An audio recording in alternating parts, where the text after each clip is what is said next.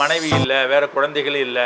இந்த தனிமை சூழ்நிலை வந்து என்னை வந்து இந்த பெண் குழந்தைய வந்த பொழுது அதுக்கு சாக்லேட்டு பிஸ்கட் கொடுத்து என்னை வந்து தப்பாக மாற்றிருச்சு. இந்த பெண் குழந்தைய நான் மிஸ்யூஸ் பண்ணிட்டேன் அப்படின்னு சொல்லி கன்ஃபஸ் பண்ணுறான்.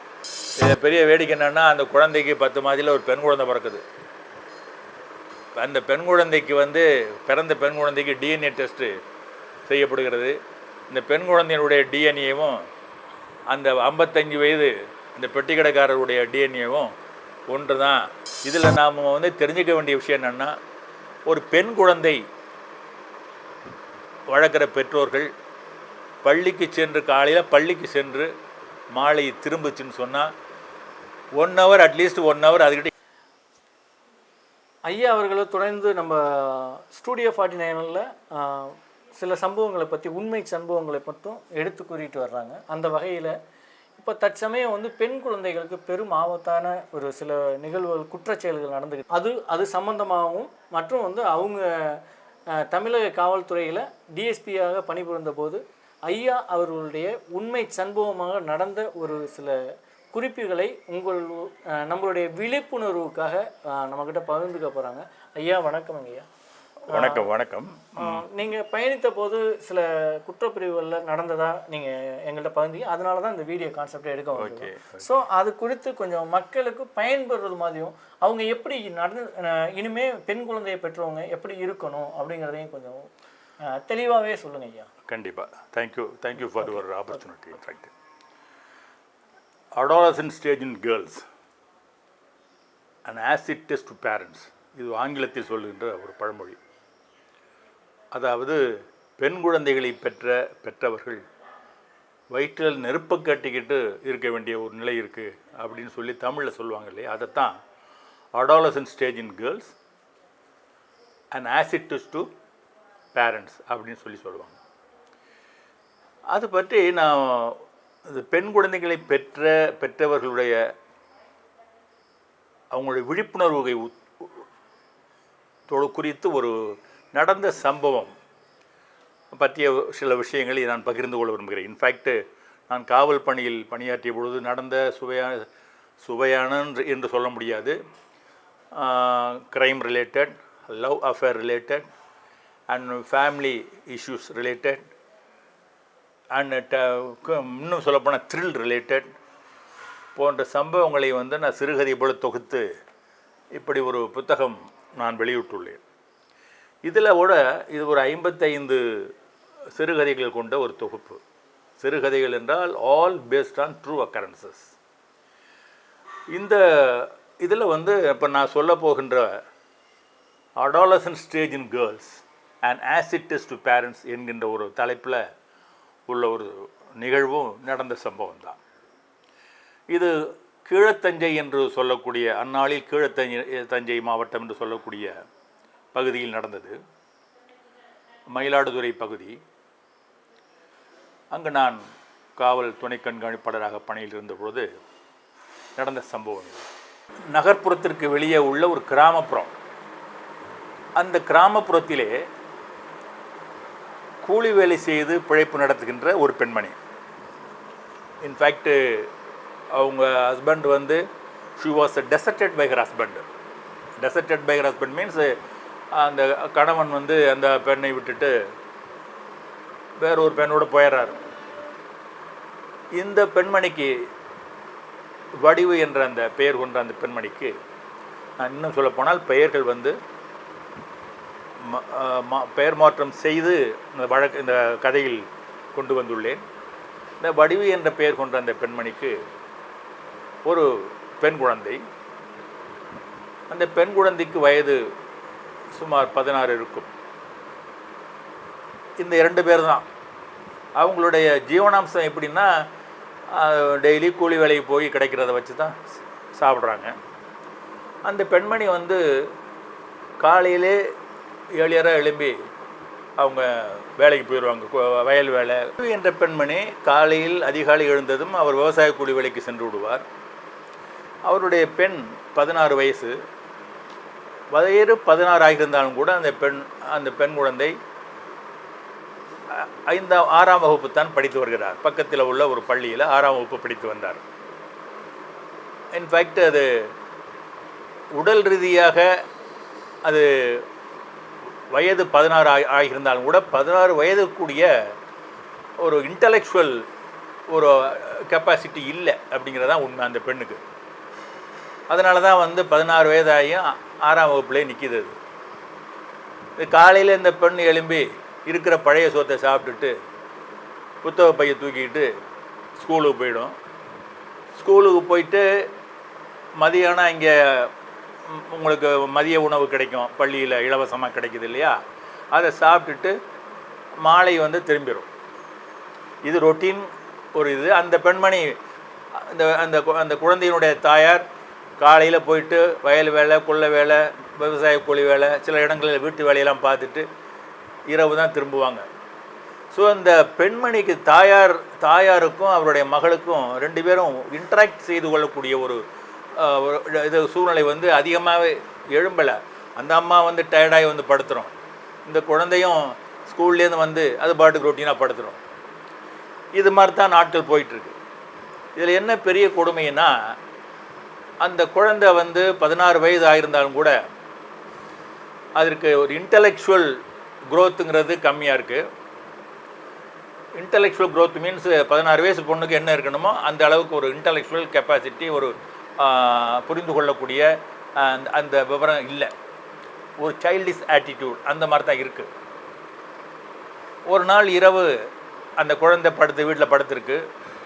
அந்த வடிவு என்ற பெண்மணி, அவங்க தாயார், அதிகாலை மறுநாள் காலையில் வேலைக்கு போகிறதுக்காக அந்த பெண்மணியுடன் கூட வேலை பார்க்கின்ற ஒரு மாரியம்மாள் என்ற ஒரு பெண்மணியை வந்து அவங்களுக்கு கூட தங்கியிருக்கிறாங்க. காலையில் எழும்பினோடனே வேலைக்கு போகணும் பக்கத்தில் அப்படின்ட்டு. அப்போ அந்த வடிவு என்ற பெண்மணி உறங்குகின்ற தன் மகளை பார்த்து மனவேதனைப்பட்டு கண்ணீர் மழ்க அழுது கொண்டு இருக்கிறார். அப்போ அந்த மாரியம்மாள் கேட்குறாங்க, ஏன் என்ன வடிவு, ஏன் அழுகுற, என்னாச்சு? இல்லை மாரியம்மா, என் மக தூங்குறத பார்த்தியா, வயசு 16 ஆச்சு, 6ஆவது படிக்கிறா, என் வீட்டுக்காரன் என்னை விட்டுட்டு ஓடி போயிட்டான், ஓடி போனவன் எங்கே இருக்கான்னு தெரியல, அவன் இன்னொரு லேடியோடு போயிட்டான். இப்போ நான் இந்த குழந்தைய வச்சுக்கிட்டு கஷ்டப்படுறேன். இது 16 வயசாகி இதில் என்னென்னா இது பெரிய பொண்ணும் ஆகலை, 16 வயசுக்குள்ளே ஒரு விவரமும் இல்லை, பெரிய பொண்ணும் ஆகலை. ஆனால் பார்த்தா ஒரு சமீபமாக 2-3 மாதமாக பார்த்தா அதுக்கு காலெல்லாம் வீங்கி போச்சு, முகமெல்லாம் அதைச்சி போச்சு, உருவத்தில் வந்து ஒரு மாற்றம் தெரியுது, என்னென்னு எனக்கு புரியலை அப்படின்னு சொல்லி அழுதுகிட்டு இருக்கு. அப்போ இந்த மாரியம்மா சொல்லுது, என்ன நீ சொல்கிற, 16 வயசாச்சுன்னு சொல்கிற, இன்னமா உன் பொண்ணு வயசுக்கு வரல, பெரிய பொண்ணு ஆகலையா? அதுதான் எனக்கு ஒரு கவலை. 16 வயசாகி வந்து அதுக்குள்ளே அறிவாற்றல்லாம் இல்லை, ஒரு பெரிய விவரமான பிள்ளை இல்லை அப்படின்னா கூட, பெரிய பொண்ணாக இருந்தால் கூட எனக்கு ஒரு நிம்மதி இருக்கும். சரி, யாருக்காக ஒருத்தனை கட்டி கொடுத்துட்டு கையில் பிடிச்சி கொடுத்துட்டு நம்ம பாட்டு இருக்கலாம்னு இருக்குல்ல, அதுக்கும் வழி இல்லாமல் இருக்குது அப்படின்னு அழுதுகிட்டு இருக்கும் பொழுது இந்த மாதிரி உடல்நிலையில் திடீர்னு ஒரு மாற்றம் தெரியுது. முகமெல்லாம் அதைச்சி, வயிறு வந்து கொஞ்சம் உப்பு நாப்பில் இருக்குது, காலெல்லாம் வந்து வீங்கியிருக்கு, என்ன பண்ணுறதுன்னு தெரியல, அதுக்கிட்ட கேட்டால் அதுக்கு ஒரு விவரமும் சொல்ல தெரியலை அப்படின்னு சொல்லி அழுதுகிட்டு இருக்கு அந்த வடிவு தாயார்.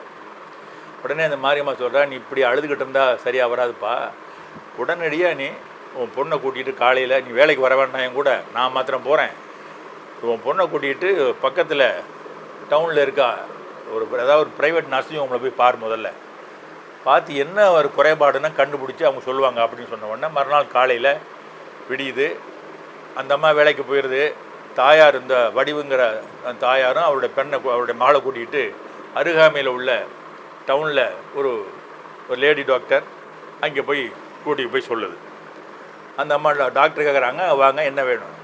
அம்மா ஒன்றும் இல்லை, என் மக இது 16 வயசாச்சு, 6ஆவது படிக்கிறா, இன்னும் வயசுக்கு வரல, என்ன குறைபாடுன்னு தெரியல, பட் 16 வயசுக்குள்ள விவரம் இல்லை அந்த என் மகள்கிட்ட. ஏன்னா எங்கள் வீட்டுக்காரர் என்னை சின்ன வயசுலேயே என்னை குழந்தை பிறந்தவங்க விட்டுட்டு போயிட்டான். நான் தான் கூலி வேலை செஞ்சு தான் அதை காப்பாற்றிக்கிட்டு இருக்கேன். இந்த சூழ்நிலையில், அது வயசுக்கு வராத சூழ்நிலையில் நான் என்னை அடுத்து என்ன செய்கிறது இல்லை. வயசுக்கு வந்தால் யாராவது ஒருத்தனுக்கு கையில் கட்டி கொடுத்துட்டு நான் பாட்டுக்கு அடுத்த வேலையை பார்ப்பேன், அதுக்கு வழி இல்லாமல் இருக்கும், கொஞ்சம் செக் பண்ணுங்கள் டாக்டர் இந்த நிலையில் பார்த்தா திடீர்னு அது கை காலெல்லாம் வீங்கிட்டு வயிறு வேற வீங்கிக்கிடுது, வீங்கியிருக்கு, என்ன என்னன்னே புரியலை எனக்கு அப்படின்னு கண்ணீர் மல்க டாக்டர்கிட்ட சொல்லுது. டாக்டர் உடனே அந்த பெண்ணாக்கிட்ட கேட்குறாங்க, என்னம்மா என்னதுன்னு கேட்குற பொழுது ஒரு நிமிடம் 2 நிமிட உரையாடல்லையே அந்த பெண்ணுக்கு வந்து 16 வயதாகியும் அதுக்கு வந்து அதுக்குள்ள விவரம் இல்லை, அந்த இன்டலெக்சுவல் ஒரு டிஸார்டர் இருக்குங்கிறத டாக்டர் கணிச்சிட்றாங்க. சரின்ட்டு உள்ளே கூட்டிகிட்டு போய் கிளினிக்கலாக டெஸ்ட் பண்ணுறதுக்காக பண்ணும் பொழுது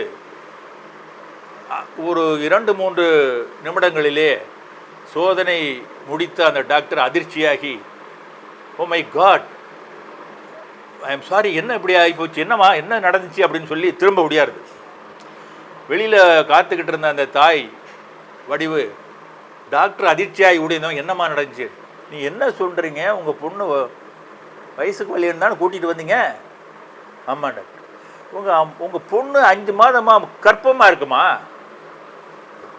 உங்கள் பொண்ணு 5 மாதம் கர்ப்பிணியாக இருக்கிறா, ஆனால் நீங்கள் அது தெரியாமல் நீங்கள் பாட்டுக்கு வயசுக்கு வரல, அதை பார்த்து சொல்லுங்கன்னு சொல்லி நீங்கள் கூட்டி வந்துடுறீங்களேன்னு உடனே இந்த தாய் வந்து அதிர்ச்சியாகி மயக்கமடைந்து கீழே சாய்கிறாள். டாக்டர் உடனே அவருக்கு முதலுதவி செய்து எழுப்பி, இங்கே வாங்கம்மா, உங்கள் பொண்ணுக்கு வந்து 16 வயசு ஆயிடுச்சு, ஆனால் அதுக்குள்ளே விவரம் இல்லைங்கிறது உண்மை, எப்படி கர்ப்பிணி ஆனால் என்னங்கிறது பாரு நீங்கள் தான் உங்கள் பொண்ணுகிட்ட கேட்கணும் அப்படின்னு சொல்லும் பொழுது இந்த தாய் கேட்குறா திரும்ப, எப்படி டாக்டர் முடியும், கர்ப்பிணியாக வயசுக்கு வராமல் ஒரு மேஜர் ஆகாமல் எப்படி கர்ப்பமாக முடியும், நீங்கள் நான் மறுபடியும் ஒரு செக் பண்ணுங்க அப்படின்னு டாக்டர்கிட்ட வற்புறுத்துறான். டாக்டர் சொல்கிறாங்க, இல்லைம்மா இது உங்கள் பொண்ணு தான் சொல்லணும், உங்கள் பொண்ணு நான் செக் பண்ணினேன், உங்கள் பொண்ணு வயசுக்கு வந்து 2 வருஷம் ஆச்சு அப்படிங்கிறதுக்கானது விஷயங்கள் என்னால் புலப்படுது, இதுக்கடையில் 5 மாதம் கர்ப்பிணியாக இருக்காங்கிறதையும் என்னால் ஒரு சோதனையில் உறுதிப்படுத்த முடியுது. அதனால் மற்ற விஷயங்களை நீங்கள் போலீஸ் ஸ்டேஷனுக்கு கூட்டிகிட்டு போங்க, அவங்க தான் இது வந்து, ஏன்னா இப்போ மெடிக்கோ லீகல் கேஸ் என்ற அடிப்படையில் அவங்க தான் விசாரிக்கணும். ஒரு ஒரு யங் கேர்ள் 16 வயசு நிரம்பலை கர்ப்பிணியாக இருக்கிறா அப்படிங்கிற பொழுது இது போலீஸ் ஷுட் டேக் காக்னிசன்ஸ், ஏன்னா இது ஒரு மெடிக்கோ லீகல் கேஸ், உடனே கூட்டி போங்கன்னு சொன்ன உடனே அனைத்து மகளிர் காவல் நிலையத்துக்கு கூட்டி போகிறது அந்த அம்மா கூட்டி போகுது. இந்த பெண்ணை கூட்டி போனவுடனே அந்த பெண்ணுக்கு வந்து என்ன அம்மா வந்து எதுக்கு புலம்புது எதுக்கு அழுதுன்னா அந்த பெண்ணுக்கு தெரியலை.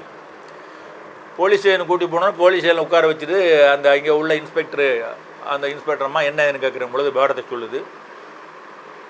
அழுதுகிட்டே அந்த மாதிரி ஆகிப்போச்சுமா, டாக்டர்கிட்ட கூட்டி போனால் டாக்டர் இப்படி ஒரு குண்டை தூக்கி போடுறாங்க, எனக்கு ஒரு அதிர்ச்சியாக இருக்குது, என்னால் ஒன்றும் முடியலை, என்ன நடந்துச்சுன்னு கேட்டால் என் பொண்ணு ஒன்றும் சொல்ல மாட்டேங்கிறான்னு சொன்னோன்னே டாக்டர் அந்த இன்ஸ்பெக்டர் கேட்குறது அந்த பெண்ணுக்கிட்ட என்னம்மா நடந்துச்சுன்னு சொன்னால், அப்போவும் அது சிறு குழந்தைய போல் அந்த பெண்ணு சொல்லுது, எனக்கு சாக்லேட்டும் பிஸ்கட்டும் கொடுத்தீங்கன்னா நான் சொல்கிறேன் அப்படின்னு சொல்லுது.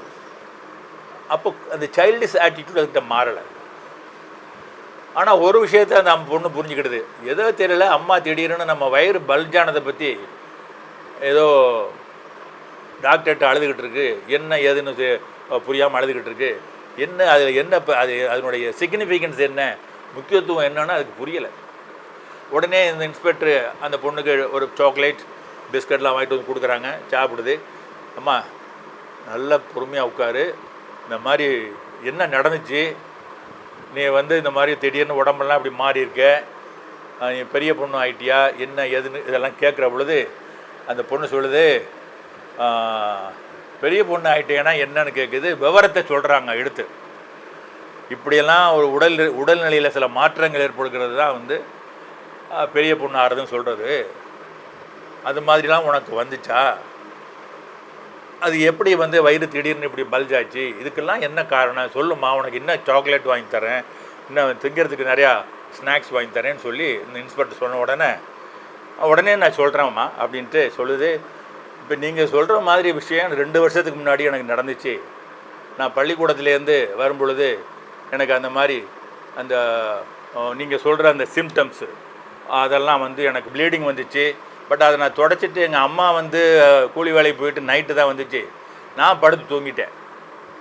நான் காலையில் எழும்பி சரி எங்கள் அம்மாட்ட சொல்லலாம்னா அது மறுபடியும் எழும்பி போயிடுச்சு கூலி வேலைக்கு. நான் திருப்பி சரி இதை என்னத்தை சொல்கிறது, இப்போ தான் பெயின் சரியாக போயிடுச்சு அப்படின்னு நான் க்ளீன் பண்ணிவிட்டு நான் மறுபடியும் ஸ்கூலுக்கு போயிட்டேன். அது மாதிரி 2 வருஷம் ஓடி போச்சு. அப்புறம் ஸ்கூல் முடிஞ்சு அங்கேயே மத்தியான சாப்பாடு கிடைக்கும், சாப்பிட்டு பக்கத்தில் ஒரு பொட்டி கடை இருக்குது. அந்த பொட்டி கடையில் ஒருத்தர் இருக்கார். அவர்கிட்ட போயிட்டு நான் சாக்லேட்டு பிஸ்கட்டு ஏதாவது கேட்பேன். அவர் என்கிட்ட நிறைய கொடுப்பார், காசு வாங்க மாட்டார். நான் ஃப்ரீயாக கொடுக்குறாருன்னொன்னே நான் சாக்லேட்டு பிஸ்கட்லாம் வாங்கி சாப்பிட்டுக்கிட்டு இருந்தேன். ரெகுலராக இப்படி எனக்கு போனால் உடனே சாக்லேட் பிஸ்கட்லாம் கொடுத்து உள்ளே பாப்பான்னு கூப்பிடுவார். நான் உள்ளே போவேன். அங்கே போய் உட்கார வச்சோடனே எனக்கு பிஸ்கட் சாக்லேட் தான் இன்னும் நிறையா கொடுப்பாரு. இன்னும் நிறையா வேணுங்கிற சாப்பாடெல்லாம் வாங்கி கொடுத்தாரு. அப்புறம் ஒரு நாள் என்னை வந்து உடம்பெல்லாம் தொட்டார். எனக்கு முதல்ல எனக்கு அது சரி, நமக்கு சாக்லேட்டு பிஸ்கட்லாம் கொடுக்குறாருல, அதனால் நமக்கு அதை நம்ம வந்து விட்டுருவோம் அப்படிங்கிற மாதிரி நான் அந்த நேரத்தில் எனக்கு தெரியலை. அவர் என்கிட்ட வந்து அங்கேயே நான் பள்ளிக்கூடம் விட்டு வந்தோடனே நேராக கடைக்கு போவேன். நிறையா சாக்லேட் கொடுப்பாரு, ஸ்நாக்ஸ் கொடுப்பாங்க, சாப்பிடுவேன். அப்புறம் அங்கேயே பெட்ஷீட்லாம் போட்டிருப்பார், பாயெல்லாம் போட்டிருப்பார்.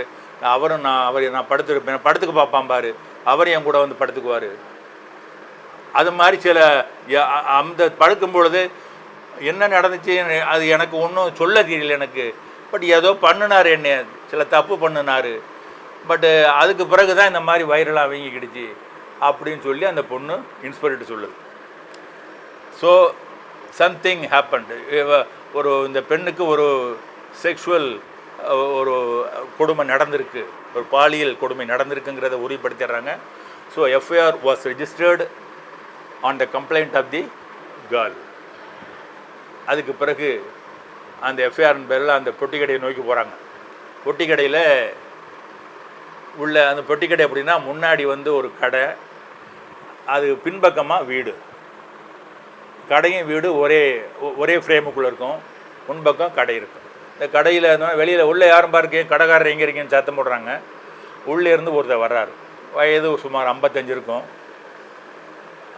லேசாக ஹேர்ஸ் எல்லாம் தாடியெல்லாம் வந்து சால்ட் அண்ட் பெப்பர் ஸ்டைலில் தாடி நிறைத்த முடியுடன் ஒருத்தர் பெரியவர் வர்றார். இந்த கடைக்கு யார் ஓனரு? நான் தான். இந்த பெண் கூட கூட்டிக்கு போன அந்த பெண் குழந்தை இந்த பெரியவரை பார்த்தோன்னே எனக்கு சாக்லேட்டு பிஸ்கட்டு கொடுங்க மாமா அப்படிங்குது. விவரம் புரியல, எதுக்கு கூட்டிக்கு வந்திருக்காங்கன்னு தெரியாமல் சாக்லேட் பிஸ்கட் பண்ணோன்னே அவர் வந்து ஏதோ சம்திங் நடந்து போச்சு, நம்மளை போலீஸ் தேடி வருதுனோடனே முகத்தில் ஒரு பயம் தெரியுது. முதல்ல இந்த போலீஸ் கேட்குறாங்க, இந்த பெண் குழந்தைய உங்களுக்கு தெரியுமானோன்னா தெரியும், அப்பப்போ வரும், சாக்லேட்டு பிஸ்கட்டு கொடுப்பேன்னா எந்த அளவில் கொடுப்பீங்க? இல்லை ஏழை குழந்தையாச்சு அப்படின்னு நான் கொஞ்சம் கூடுதலாகவே கொடுப்பேன், காசு வாங்க மாட்டேன். அப்புறம் இல்லை அதுக்கப்புறம் வந்து டெய்லி அது மாதிரி வரும், நான் டெய்லி கொடுத்துருக்கேன்னு சொல்லி அதோடு பேசி மழுப்புறான் அந்த நபர். அதுக்கு பிறகு அந்த இடத்த சோதனை பண்ணுறாங்க. சோதனை பண்ணுங்கிற பொழுது இந்த பெண் குழந்தையினுடைய உள்ளாடைகள் 2-3 அங்கே கிடக்கு, அந்த படுக்கையில் கிடக்கு. இந்த பெண்ணுடைய 6ஆம் வகுப்பு புத்தகங்கள் 2-3 அங்கே இறஞ்சி கிடக்கு. அதெல்லாம் போலீஸ் சோதனையில் சீஸ் பண்ணுறாங்க. இது எப்படி இங்கே வந்துச்சின்னு சொல்லி போலீஸார் தன்னுடைய பாணியில் விசாரித்ததும் then he vomited everything, he confessed everything. Madam மன்னிச்சுக்குங்க, நான் வந்து எனக்கு வயசு 55 ஆச்சு, நான் ஒரு விடோயர், என் மனைவி இறந்துட்டாங்க, நான் லாரியில் எல்லாம் டிரைவராக வட இந்திய மாநிலங்களில் ஓடிக்கிட்டு இருந்தேன். இப்போ லாரி ஓட்டிக்கிட்டு இருக்கும் பொழுது திரும்ப வயசு 55 ஆனவொடனே இதுக்கு மேலே லாரி ஓட்ட வேண்டாம்ட்டு இது என் சொந்த ஊர் பகுதி, இங்கே வந்துட்டேன். இங்கே வந்து ஒரு பெட்டி கடை வச்சு எஞ்சிய காலத்தை பெட்டி கடை வச்சு குடும்பத்தை ஓட்டுவோம்னு கடை வச்சிட்டு இருந்தேன். நான் தனியாக தான் இருக்கேன், வீட்டில் வேறு யாரும் இல்லை, மனைவி இல்லை, வேறு குழந்தைகளும் இல்லை. இந்த தனிமை சூழ்நிலை வந்து என்னை வந்து இந்த பெண் குழந்தைய வந்த பொழுது அதுக்கு சாக்லேட்டு பிஸ்கட் கொடுத்து என்னை வந்து தப்பாக மாற்றிருச்சு. இந்த பெண் குழந்தைய நான் மிஸ்யூஸ் பண்ணிட்டேன் அப்படின்னு சொல்லி கன்ஃபஸ் பண்ணுறான். Then the police arrested that accused. Arrest பண்ணி ரிமாண்ட் பண்ணுறாங்க. He was under remand for several days. அதுக்கு பிறகு பெரிய வேடிக்கை என்னென்னா, அந்த குழந்தைக்கு 10 மாதத்தில் ஒரு பெண் குழந்தை பிறக்குது. அந்த பெண் குழந்தைக்கு வந்து பிறந்த பெண் குழந்தைக்கு டிஎன்ஏ டெஸ்ட்டு செய்யப்படுகிறது. இந்த பெண் குழந்தையினுடைய டிஎன்ஏவும் அந்த 55 வயது இந்த பெட்டி கடைக்காரருடைய டிஎன்ஏவும் ஒன்று தான். ஸோ இந்த பெட்டி கடைக்காரர் was a biological father of this child அப்படின்ட்டு ரிப்போர்ட் கொடுக்குறாங்க, forensic report. The police filed charge sheet. நீதிமன்றத்தில் முறையாக விசாரிக்கப்பட்டு அந்த அக்யூஸ்டுக்கு 10 வருடங்கள் கடுங்காவல் தண்டனை விதிக்கப்பட்டது. இது நடந்த சம்பவம். இதில் நாம் தெரிஞ்சுக்க வேண்டிய விஷயம் என்னென்னா, ஒரு பெண் குழந்தை வளர்க்குற பெற்றோர்கள் பள்ளிக்கு சென்று காலையில் பள்ளிக்கு சென்று மாலை திரும்பிச்சுன்னு சொன்னால் 1 ஹவர் அட்லீஸ்ட் 1 ஹவர் அதுக்கிட்ட இன்ட்ராக்ட் பண்ணணும். என்னம்மா இன்னைக்கு ஸ்கூலில் என்ன நடந்துச்சு, என்ன பாடம் நடந்துச்சு அப்படிங்கிறத இன்ட்ராக்ட் பண்ணணும். எங்கே போனீங்க, என்ன விளையாண்டிங்க, என்ன சாப்பிட்டீங்க அப்படி இன்ட்ராக்ட் பண்ணணும். இன்ட்ராக்ட் பண்ணும் பொழுது தான் அந்த அந்த 2 பேருக்குள்ள ரிலேஷன்ஷிப்பு ஸ்ட்ராங் காங்க்ரீட் ரிலேஷன்ஷிப் ஏற்படும் பொழுது தான் எதாக இருந்தாலும் உண்மைகள் நம்ம நம்மகிட்ட சொல்ல அதுக்கு முடியும். அனதர் திங் எல்லா பெண் குழந்தைக்குமே பெற்றவர்கள் குட் டச்னா என்ன, பேட் டச்னா என்னன்னு சொல்லி கொடுங்க. குட் டச் மீன்ஸ் ஒரு பெண் குழந்தை அது யாராக இருந்தாலும் சரி, அது ஸ்ட்ரேஞ்சராக இருந்தாலும் சரி, ஆசிரியராக இருந்தாலும் சரி, அல்லது ஈவன் நம்ம குடும்பத்தில் ரிலேட்டிவாக இருந்தாலும் சரி, அவன் ஒரு பெண் குழந்தையை தொடரணும்னு சொன்னால் இந்த முழங்கைக்கு கீழே, இந்த 2 முழங்கைக்கு கீழே கைகளை தொடலாம், விரல்களை தொடலாம், அவன் தலையை தொடலாம். இது குட் டச். இது தவிர மற்ற உடலில் மற்ற பாகங்களில் கை வைத்தால் அது பேட் டச் என்பதை குழந்தைகளுக்கு உணர்த்த வேண்டும். ஸோ குழந்தைகளுக்கு குட் டச் என்றால் என்ன, பேட் டச் என்றால்னு சொல்லிக் கொடுக்கணும். அம்மா தான் சொல்லிக் கொடுக்கணும், அப்பா சொல்லிக் கொடுக்க முடியாது. அப்பா பெண் குழந்தைகிட்ட போய் இந்த விஷயங்களை சொல்ல முடியாது. அம்மா கண்டிப்பாக இதெல்லாம் பேட் டச்மா, இது மாதிரி யாராவது அங்கிள் தெரியாதவங்க இந்த மாதிரியெல்லாம் இங்கே இந்த விரலை தாண்டி இந்த பக்கம் வந்தாங்கன்னா தொட விடாத, இது பேட் டச் அப்படின்னு சொல்லிடு. அனதர் திங், யாராக இருந்தாலும் சரி, ஃப்ரீயாக இந்த மாதிரி சாக்லேட்டோ ஸ்நாக்ஸோ ஏதோ தின்பண்டங்கள் கொடுத்தா அதை வாங்கி சாப்பிடாதீங்க. அது வாங்கி சாப்பிட்டிங்கன்னா அது உங்களுக்கு கெடுதல் உண்டாக்கும். அதில் ஏதாவது மயக்க மருந்து கடத்தியிருப்பாங்க, அதில் ஏதாவது மயக்கத்தை கலந்து உங்களை மயக்க நிலைக்கு உண்டாக்கி உங்களை தப்பு பண்ணிடுவாங்க, பேட் டச் செய்வாங்க. அப்படிங்கிறதெல்லாம் சொல்லி கொடுத்து அவங்கள அந்த விழிப்புணர்வை உண்டாக்கணும். அப்போ தான் பெண் குழந்தைகளுக்கு மிக முக்கியமான பாதுகாப்பு. இன்ஃபேக்ட் 1860 இந்திய தண்டனை சட்டம் என்ற சட்டத்தை உருவாக்கிய பிரிட்டிஷ்காரர்கள் பெண்களுக்கு என்று பிரத்யேகமான சில ப்ரொவிஷன்ஸை வச்சுருக்கான். 354 ஐபிசி, 509 ஐபிசி. ஒரு பெண்ணை நீங்கள் அடிக்கணுங்கிற அவசியம் இல்லைங்க.